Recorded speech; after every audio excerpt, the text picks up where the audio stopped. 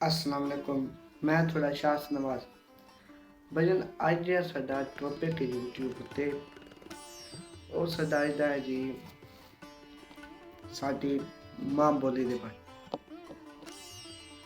ਭਾਈਜਾਨ ਜਿਹੜੀਆਂ ਕੌਮਾਂ ਜਾਂ ਜਿਹੜੇ ਲੋਕ ਆਪਣੇ ਰਹਿਣ ਸਹਿਣ ਆਪਣਾ ਵਿਰਸਾ ਭੁੱਲ ਜਾਂਦੇ ਨੇ ਉਹਨਾਂ ਦਾ ਫਿਰ ਇਸ ਦੁਨੀਆ ਤੇ ਚੜਾਈ ਵੀ ਕੋਈ ਗੱਲ ਨਹੀਂ ਬਚਦੀ।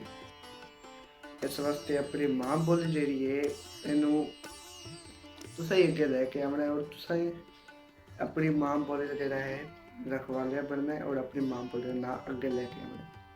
माँ बोली बोलने लगे थोड़ा लगता है अपनी पंजाबी जबान बोलने लगे शर्मावना नहीं चाहिए भाईजान, क्योंकि वेखो ना ये साड़ी माँ बोली है।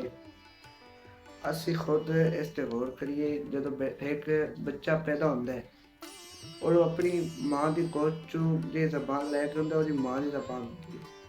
जिन्हें कोई पंजाबी हो गया हर चीज़ समझिए किसी की माँ बोली जबान है साड़ी पंजाबी तो असं माँ की गोद चू पंजाबी लैके उठे हैं।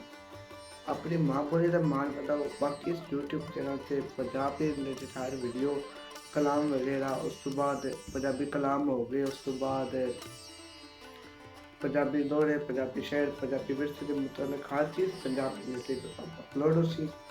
तुम सारे चैनल में सबसक्राइब लाजमी करना है। उस तो बाद घंटे के निशान दबा देना है। बाकी साढ़े हर वीडियो का इंतजार करो। असं बहुत अच्छे वीडियो थोड़े वास्ते लैके बाकी लव भी हो गया सब भाइयों।